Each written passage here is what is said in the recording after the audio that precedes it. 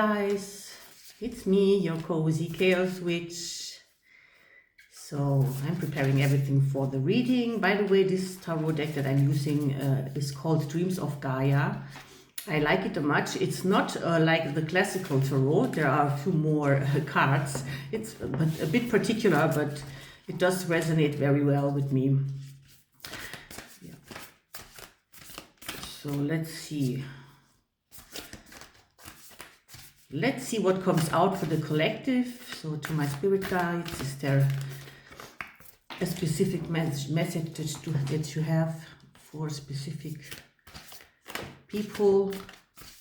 Guys, remember, sometimes not everything resonates. Sometimes only just parts of it do, and sometimes nothing does at all. Just follow your intuition. If it doesn't resonate, it's not for you.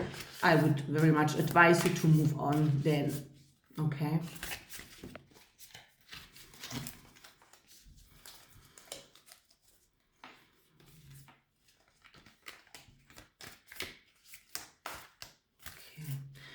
I also have my black mirror here, in case some impulse comes up, in case some symbols or something come up that could maybe just help you understanding more.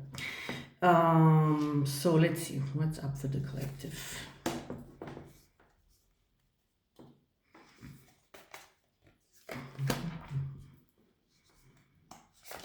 Let's start with 3. So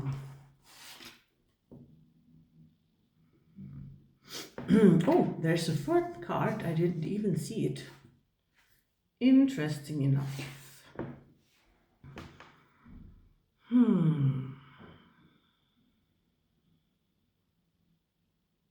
And another one. Today cards are just hiding. That's crazy. Okay. Are we done? I don't see no more. No more hidden cards, guys. Let's see which one is on the bottom of the deck. Okay, on the bottom of the deck is body and mind. So it's all about equilibrium, being stable to a certain extent. Okay.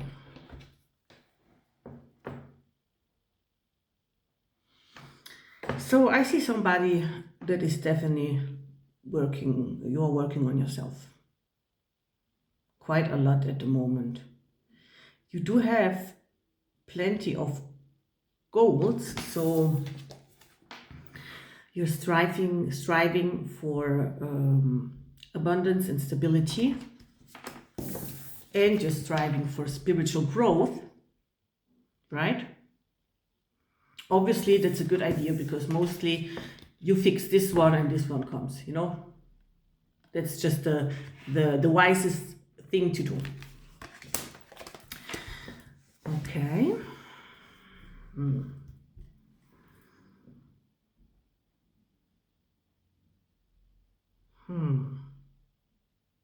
This beautiful cat here, red cat,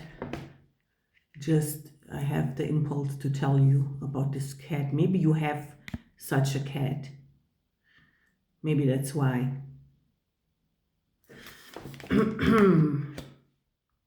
Could also be maybe your spirit animal. Maybe you have a cat as a spirit animal, and this is confirmation, or you do literally have such a beautiful red cat. So basically, you are on your journey, okay?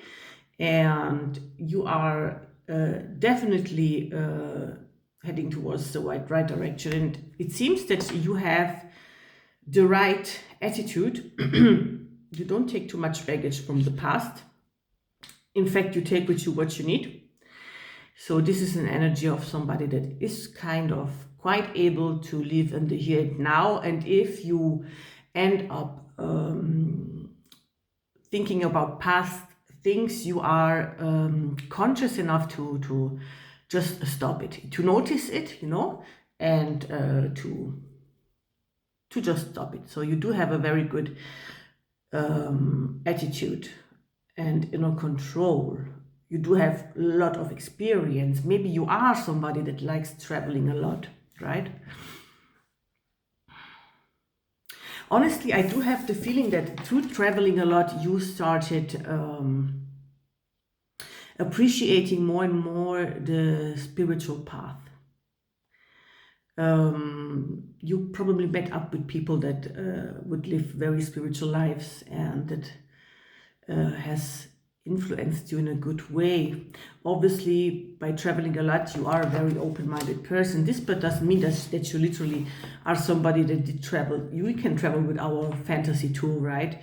We can be open and able to encounter every kind of human being openly without even traveling out of our city if we want to. It's mostly it's a mindset, right? But it could also be that you maybe didn't have this kind of mindset before, and traveling a lot, moving a lot, did just change you and brought you on the path, right? So now this is the dragon, right? And it's the one. So this is for you the new beginning, okay? Dragons are wisdom, basically. So the cards are basically saying that you will get what you want, and it begins now, it starts now, or it did already start, right? You will evolve in the spiritual path, and in the material you will be able to have it all under control, right? So let me see, what else can I see?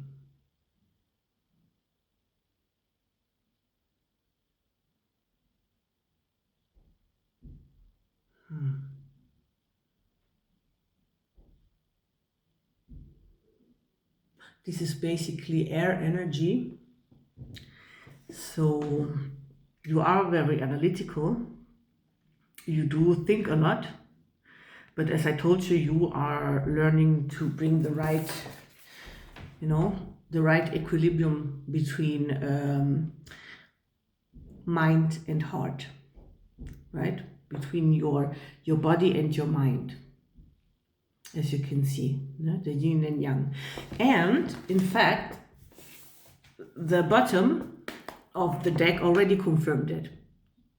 So now, could be that you are already in this energy, or it could be an advice to enter this energy. So just, take a look to think about yourself, your practices, your inner world when it comes to what you think, and how you do consider yourself. How much time do you spend in spiritual practice? Do you already have something that you like to practice? Is it yoga? Is it meditation? Is it tarot, which is a very spiritual practice? If you don't have something that you kind of can want to do every day, find something that resonates with you. Can be prayer, can be daily prayer, can be daily thankfulness, if you're not already in this situation. But honestly, to me, this all looks quite positive. And we do have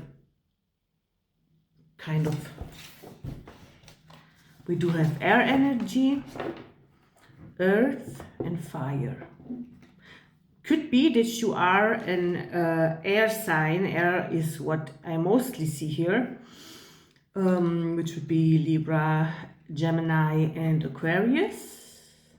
You could also be a fire sign, right? It would be Aries, Sagittarius, and Leo. Obviously, you could be any other sign in the zodiac, okay? But that's the main energies that we are seeing here, And the interesting thing is that air feeds fire, right? So it's important that you do have stable mindset and a positive mindset, and enough affirmation for yourself in order to feed the fire, the spiritual, the oxygen that it needs to grow, right? That's why practices like meditation are very good, because it helps you just calm down with your mind, right?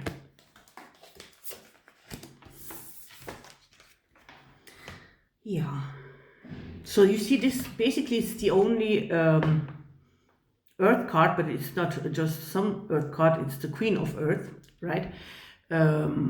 Which would corresponds to the Queen of Pentacles in the regular tarot. And she stands for total abundance. So you will reach first the Queen of Fire energy, and that's what you have to aim to, right? That is your will goal. Just do not think too much about this, okay? Because as I told you, once you have worked on your self-love, on your spiritual stability, things come. You don't even have to literally think about them or manifest them. You know, if you enter the right mindset and the right energy, things just come. Money comes, love comes, abundance comes, happiness comes, thankfulness comes, friendship comes. It just flows, right? Often we just focus too much on this one. So we are like, okay, I have to work a lot for money. I have to go regularly, I don't know, to make sport for my health and stuff, which is right. But if we start just from a mind point, it very likely we will not go through with it. We will just kind of burn out, especially when it comes to work too much, right? So also for the gym, how often, I mean, did we go to the gym and then after a few months we didn't go anymore? Talking to myself, by the way, also. So when we change this, when we get in a condition of self-love, things just start to change inside of you first.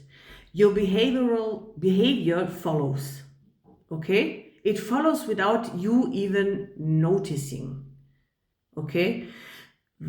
So at that point, it will just happen that you, for example, go and take a walk out half an hour every day because you like to enjoy nature, and already you are moving, right? That gives you more energy, and that helps you with your mindset, okay? That's just an example. When it comes to work, when we are spiritually more stable, first of all, if you have a work that you already love, gaining some spiritual stability, good self-love will just help. Will help you being even more happy about your job and doing it with even lighter and happier energy, which is the best formula for success, right? What could also happen, or maybe it's already happening to you, is that you notice that your job doesn't resonate with you at all. And that's a bit of a shitty situation, I can tell by experience, because the more this aspect grows and the more your will purpose comes up, your soul will, make itself known and let you notice that you do not feel comfortable no more, right? So that can be a bit of a critical moment, because then we start overthinking and be like, oh no, what? I should start this and that. I should do this and that, but this thing that I have is already stable, and yes, I like to do this and that. Yes, I love to, but then the mind starts, starts again.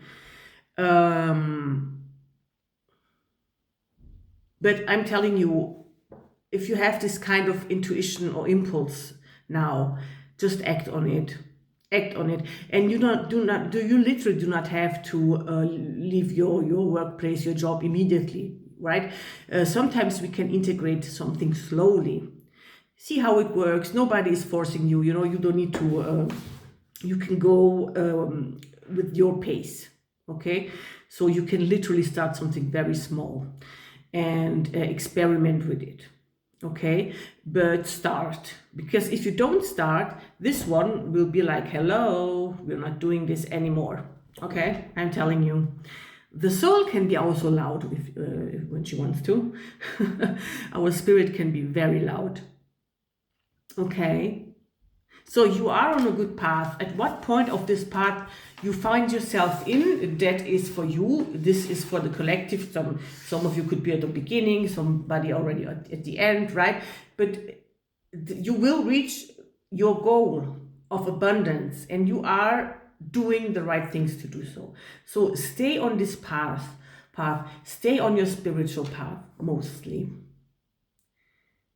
And I'm just looking, give me 1 second, because something is coming up, my mirror.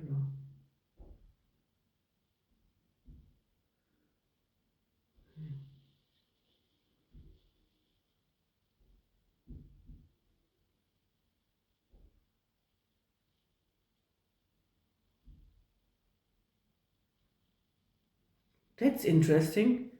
I don't know why, but it's literally the head of a crocodile. I mean, whatever that means for you. I know that crocodiles also stand for ancient wisdom. I mean, these animals are ancient. They stand for being obviously strong, robust, right? You do not want to mess with a crocodile, right? So probably that's the energy you could move in. Just take a look on how crocodiles behave, how they are, think about it, reflect about it, right? Because now we could say they are predators. Oh, yeah, obviously they are. I mean, that's nature. But that's not the main point. Because you see, crocodiles live in water, but they can also go on land. Now, water is another element for spirituality, for emotions, for going with the flow, right? So now the crocodile spends most of the time in water and just not so much time in coming out of it, grabbing something and eating it, or going on land, putting its eggs there, and